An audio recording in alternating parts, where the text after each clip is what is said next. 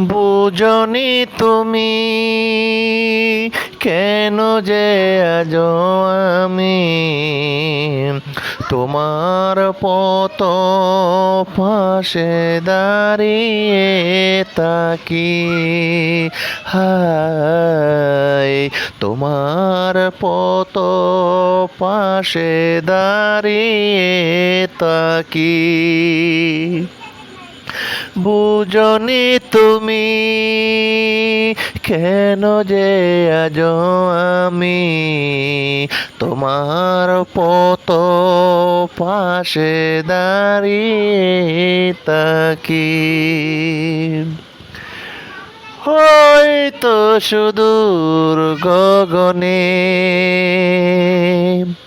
চেয়ে আছে সূরজমুখী, সে জানে তাহার আশা মিটিবে না জীবনে।